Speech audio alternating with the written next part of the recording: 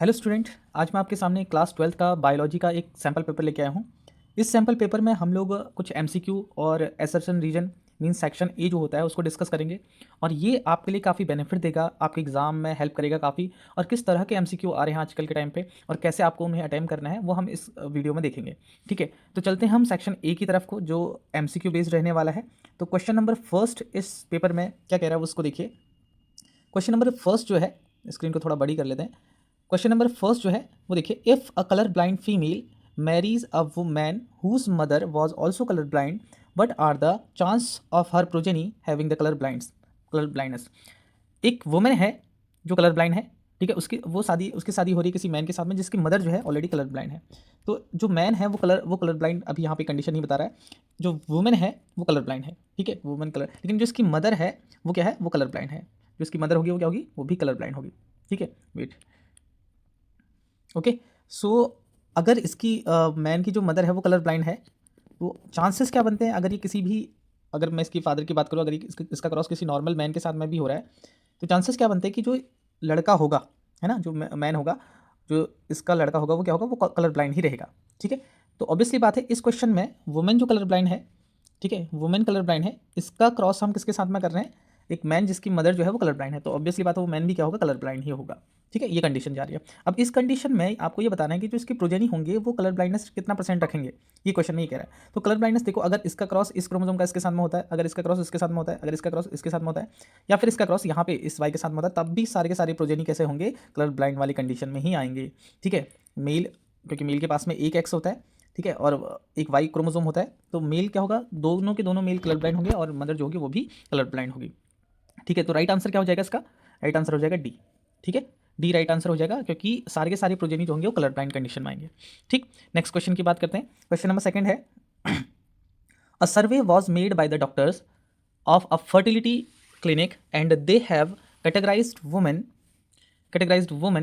into four groups with respect to their choice of contraception and its characteristic features. They summarized the data in the form of a table. ठीक है, ये एक doctor के सर्वे से fertility clinic में उन्होंने 4 women's के group बना दिए और कॉन्ट्रासेप्टिव मेथड रख दिए उनके सामने और रख दिए उसके फीचर्स। ठीक है, अब वुमेन जो बना रखे हैं ग्रुप 4, वह ग्रुप है डब्ल्यू, एक्स, वाई और जेड। ठीक, और ये कॉन्ट्रासेप्टिव मेथड है, ये उनकी प्रेफरेंस है और ये उसकी करैक्टरिस्टिक है।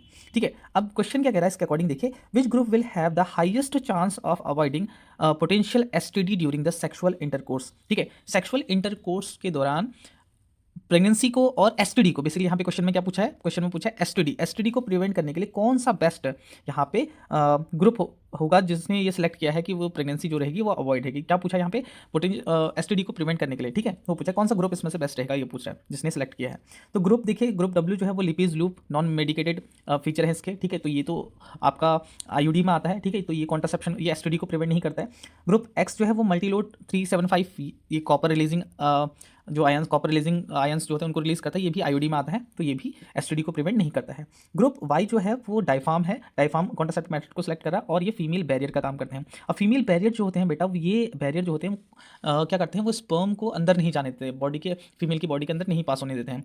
तो ये एक बैरियर मेथड ऑलवेज क्या माना जाता है, बेस्ट मेथड माना जाता है, जो एसटीडी को भी प्रिवेंट करता है और प्रेगनेंसी को भी रोकने का काम करता है। ठीक है, ग्रुप जेड जो है वो सहेली, ये ओरल पिल्स होते हैं, सहेली एक ओरल पिल्स है, ठीक है, ओरल कॉन्ट्रासेप्टिव है, ये भी एसटीडी को प्रिवेंट नहीं करती है। ठीक है, तो अगर हम बात करें इसमें से जो बेस्ट ग्रुप जो है होगा, जिसने सेलेक्ट किया है इसको, जो एसटीडी को भी प्रिवेंट कर सकता है, वो कौन सा ग्रुप होगा, वो ग्रुप होगा कौन सा, वो होगा ग्रुप वाई। तो ऑप्शन जो बी होगा वो करेक्ट रहेगा यहाँ पे। ठीक है, क्वेश्चन नंबर सेकंड का ऑप्शन बी करेक्ट रहेगा। तो इससे आपको एक रिवीजन भी हो रहा होगा ना, धीरे धीरे मैं और भी क्वेश्चन के साथ में और भी आपको एक्सप्लेन करते हुए जा रहा हूँ। ठीक, क्वेश्चन नंबर थर्ड क्या कह रहा है देखिए, figure show first cotton ball destroyed by the ball warm and second a fully mature cotton.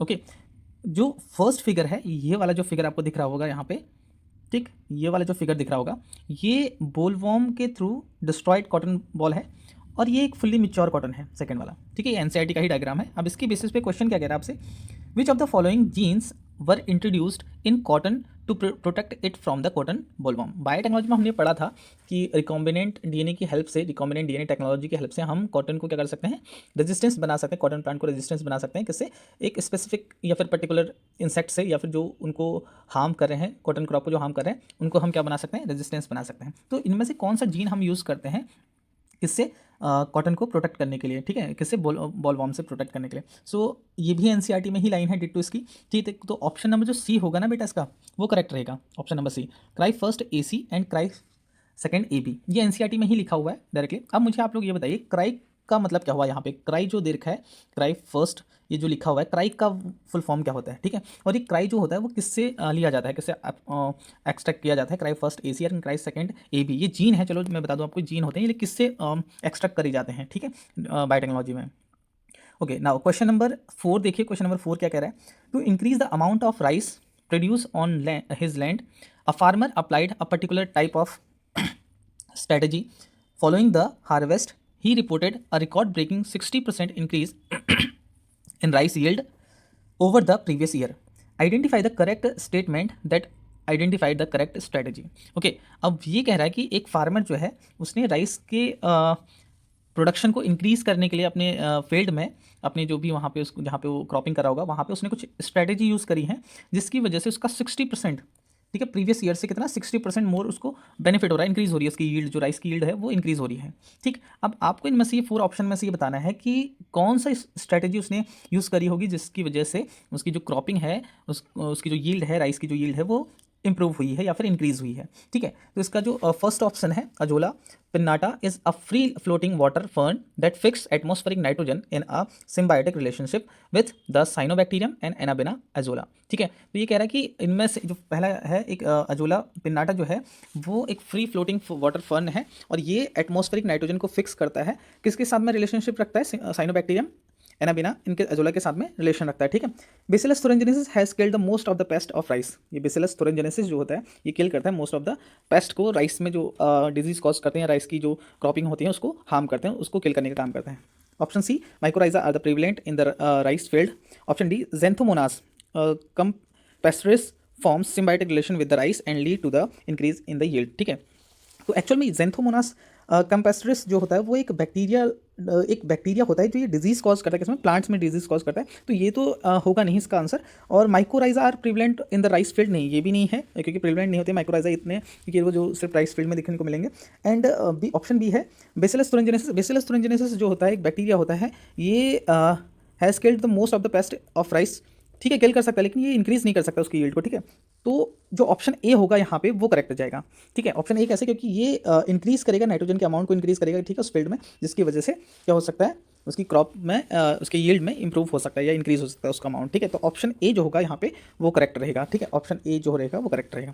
Clear. Next question की बात करते हैं, चलिए हम देखिए नेक्स्ट क्वेश्चन क्या कह रहा है, ये ह्यूमन इवोल्यूशन से रिलेट करता है, इवोल्यूशन चैप्टर जो है आपका उससे ये क्वेश्चन है। So human evolution is marked by the characteristics shift from primitive traits to advance traits which appeared in the different hominin species. Arrange the various hominins mentioned below in the table in the chronological sequence of traits that first appeared, ठीक है। ये आपको कुछ characteristic दे रखे हैं, ठीक है, ये कुछ कैरेक्टरिस्टिक दे रखे हैं, बाइपेडलिज्म, ओके, बाइपेडलिज्म दे रखा है, क्रेनियल कैपेसिटी दे रखी है उसकी 900 सीसी, किसका होता है, coexisted with the modern humans and evolution of chin, ठीक है। ये कुछ कैरेक्टरिस्टिक दे रखे हैं, आप इसके अकॉर्डिंग, इन कैरेक्टरिस्टिक के अकॉर्डिंग ही आपको इनमें बताना है 4 ऑप्शन में से कि कौन सा इसमें से करेक्ट सीक्वेंस में है, ठीक है, जो ये सारे कैरेक्टरिस्टिक को और सारे फीचर को एक साथ वहाँ पे रख रहा है, ठीक है। देखिए पहला ऑप्शन क्या कह रहा है, बाइपेडलिज्म में होमो इरेक्टस तो आता नहीं है, ठीक है, होमो इरेक्टस तो नहीं आता, बाइपेडलिज्म जो सबसे पहले पुराने से हमें आगे की तरफ को चलना है। ऑस्ट्रेलोपिथेकस आता ही नहीं आता है, ऑस्ट्रेलोपिथेकस बाइपेडलिज्म वहाँ से स्टार्ट होता था जब 2 पैरों से चलना स्टार्ट किसने करा था, ऑस्ट्रेलोपिथेकस, ठीक है। तो ये तो आता है, ऑस्ट्रेलोपिथेकस तो आता है, पहला तो करेक्ट बैठ रहा है इसमें, ठीक है। Cranial capacity 900 CC, 900 CC cranial capacity जो होती है वो किसकी होती है, वो होमो निरंदरथैलिस, नहीं ये नहीं, किसका होता है, होमो इरेक्टस का होता है, तो ऑप्शन ये वाला सही जा रहा है, यहाँ पे ऑस्ट्रेलोपिथेकस भी आ रहा है, ठीक है।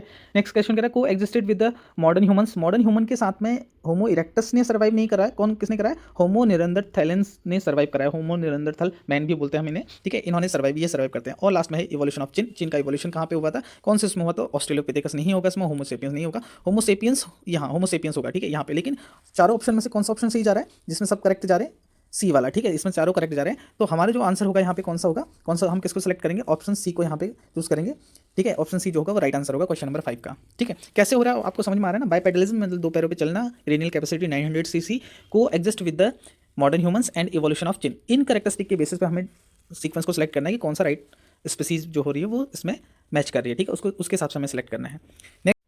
नेक्स्ट क्वेश्चन पे चलते हैं, क्वेश्चन नंबर 6। क्वेश्चन नंबर 6 क्या कह रहा है, देखिए, the figure given below represent a part of the plant Michelia. Okay, Michelia एक प्लांट है, फ्लावरिंग प्लांट है, ठीक है, जिसका आपको ये डायग्राम दे रखा है। ये एनसीईआरटी का ही क्वेश्चन है, ठीक, एनसीईआरटी से उठा रखा है, ठीक है। देखिए, part, what part is it, ठीक है, कौन सा पार्ट ये है आपको दिखा रहा है। ये एनसीईआरटी में आपको डेट टू कॉपी वहीं से कट कॉपी पेस्ट कर रखा है। ऑप्शंस देखिए, a dissected flower showing the pistil, a multi carpellary syncarpous pistil, option C है a multi carpellary apocarpous gynoecium, typically anatropous ovule. ठीक है, तो इसका जो राइट आंसर होगा बेटा, ये एनसीईआरटी की ठीक लाइन है, आप डायग्राम के जस्ट नीचे देख लीजिए, आपको यही आंसर मिलेगा उसका, मल्टी कार्पली एपोकार्पस गाइनोशियम। ठीक है, तो इसका क्वेश्चन नंबर 6 का राइट आंसर क्या होगा, option C. Now question number 7 देखिए। क्वेश्चन नंबर 7 क्या कह रहा है, which statement is incorrect regarding the process shown in the following figure. ठीक है, ये भी आपका एनसीईआरटी का ही डायग्राम है, ये बायोटेक्नोलॉजी का है, biotechnology and it's applications chapter का है। ठीक है, देखिए क्वेश्चन में ये डायग्राम दे रखा है, ये इंसुलिन की फॉर्मेशन का दिखा रखा है, एक मेच्योर इंसुलिन की फॉर्मेशन का दिखा रखा है, जहाँ पे चेन ए चेन बी जो है वो सी पेप्टाइड से जुड़ी हुई है, और ये वाला डायग्राम में जो स्टार्टिंग वाला डायग्राम है, इस डायग्राम में, और यहाँ पे चेन ए पेप्टाइड ए और पेप्टाइड बी दोनों रिमूव हो चुके हैं, अलग अलग हो चुके हैं, और ये जो सी पेप्टाइड है ये फ्रीली अलग हो चुकी है। ठीक है, और एक प्रॉपर मेच्योर इंसुलिन तैयार हो चुकी है, क्योंकि ये चेन ए पेप्टाइड ए और पेप्टाइड बी डाइसल्फाइड ब्रिज से जुड़ा हुआ है। ठीक है, तो एनसीईआरटी का डायग्राम है। अब इसके इस डायग्राम के बेसिस पे ऑप्शंस हमारे पास में है, वो देखिए ऑप्शन क्या क्या है।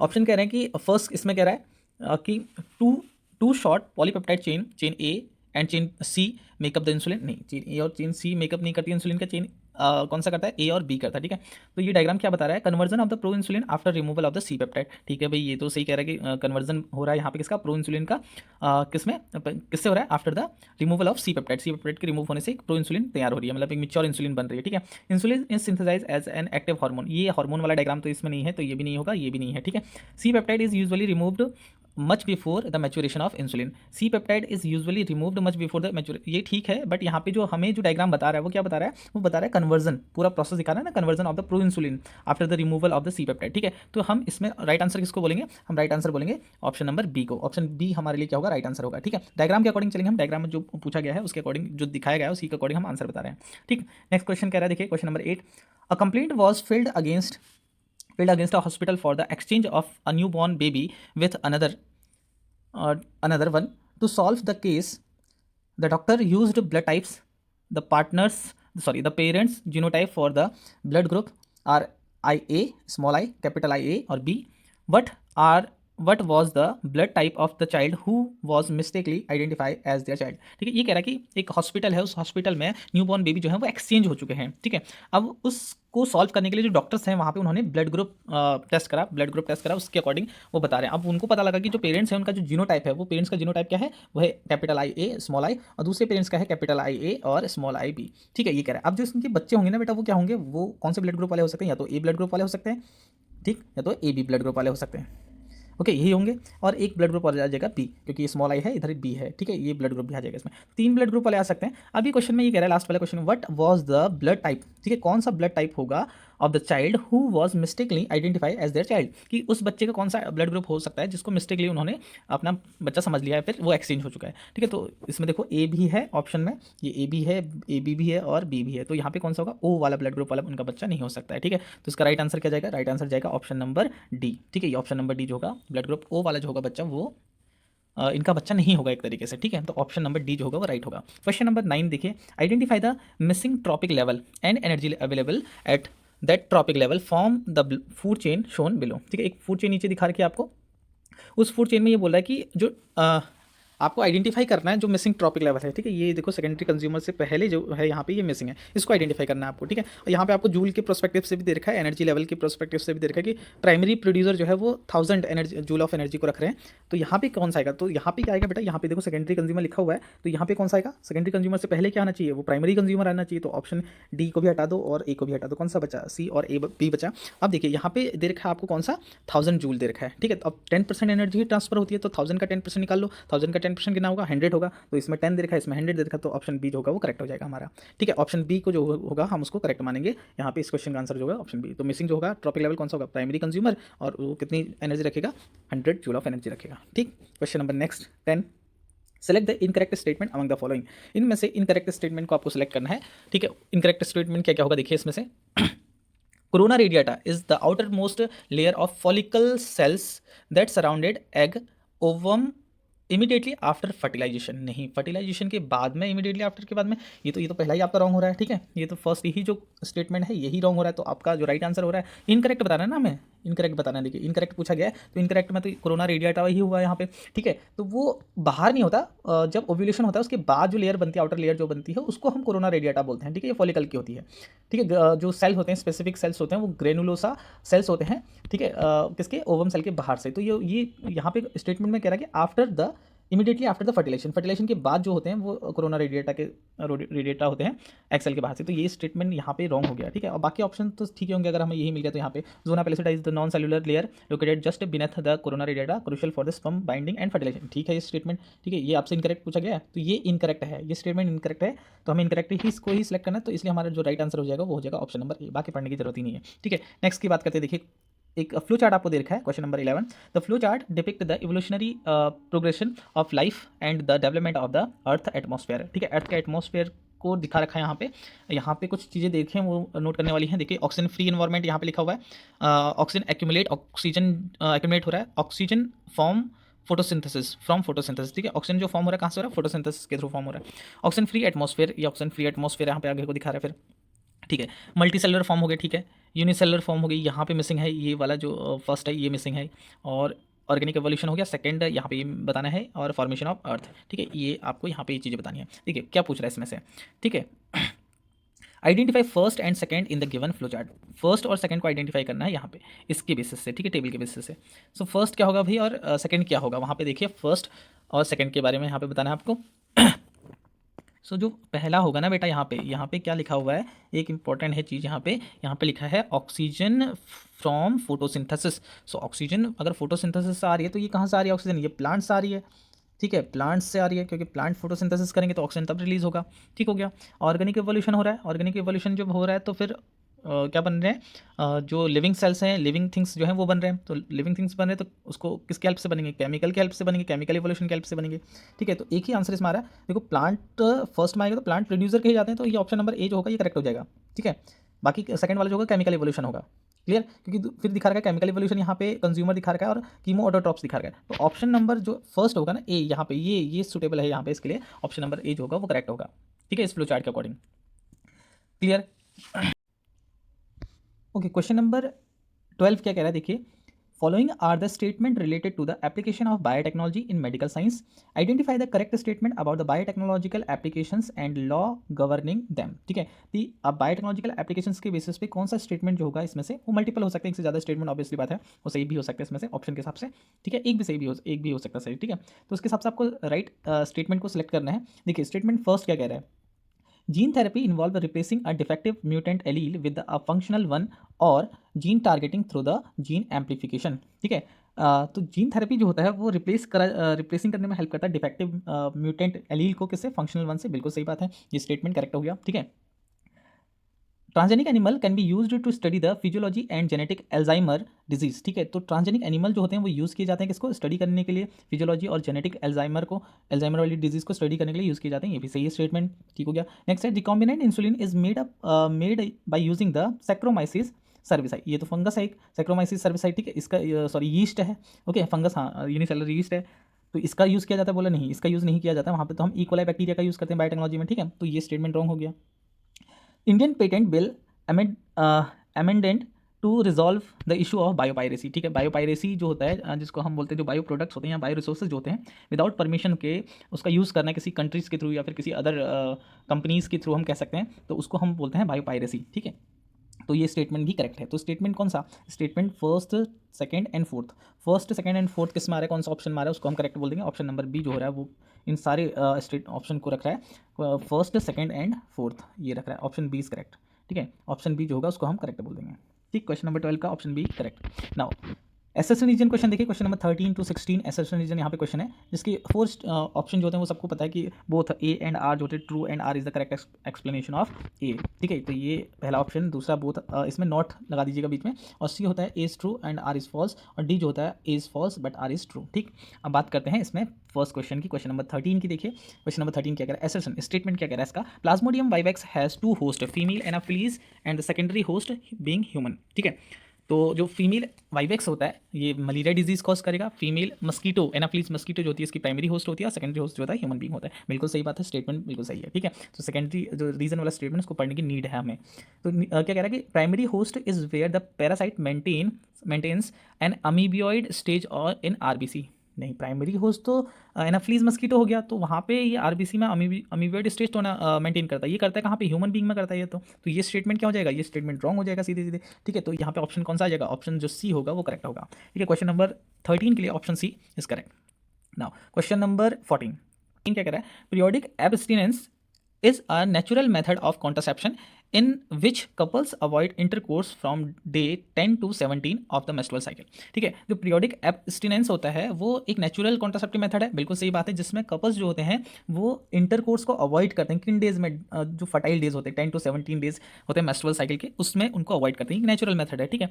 बिल्कुल सही बात है, स्टेटमेंट ये करेक्ट हो गया। और इसका जो रीजन होगा वो क्या बोल रहा है कि periodic abstinence is the 100% effective birth control. नहीं जी, नेचुरल मेथड भी 100% इफेक्टिव बर्थ कंट्रोल मेथड में काउंट नहीं होता है, ठीक है। तो जो ये होगा स्टेटमेंट ये रॉन्ग होगा, ये 100% लिख दिया, इसमें 100% इफेक्टिव नहीं होता है। तो कौन सा ऑप्शन करेक्ट हो जाएगा? क्वेश्चन नंबर 14 का ए स्टेटमेंट करेक्ट है और सी जो रीजन वाला स्टेटमेंट है वो रॉन्ग है, तो ऑप्शन सी जो होगा वो करेक्ट होगा, ठीक। क्वेश्चन नंबर 15 की बात करते हैं। Question number 15, primary transcript in eukaryotes are non functional. जो प्राइमरी ट्रांसक्रिप्ट होता है यूकैरियोट्स में वो क्या होता है? ये जेनेटिक्स का है, वो नॉन फंक्शनल होता है। प्राइमरी ट्रांसक्रिप्ट क्या होता है भाई? प्राइमरी ट्रांसक्रिप्ट ये आरएनए है, ठीक है, एमआरएनए है, इसमें बीच बीच में जो होता है ना ये क्या होते हैं? इंट्रॉन्स, ओके, ये इंट्रॉन्स होते हैं जो नॉन कोडिंग होते हैं, जो किसी भी अमाइनो एसिड के लिए इन्फॉर्मेशन नहीं रखते हैं, ठीक है। ये 5 प्राइम होगी, ये 3 प्राइम होगी, एमआरएनए, ठीक, ये 3, इसको क्या बोलते हैं? एमआरएनए बोलते हैं। ये प्राइमरी ट्रांसक्रिप्ट है बोल रहा है, ठीक है। ये यूकैरियोट्स में वो जो होता है नॉन फंक्शनल होता है, बिल्कुल सही बात है, नॉन फंक्शनल ही होता है किसमें? यूकैरियोट्स में।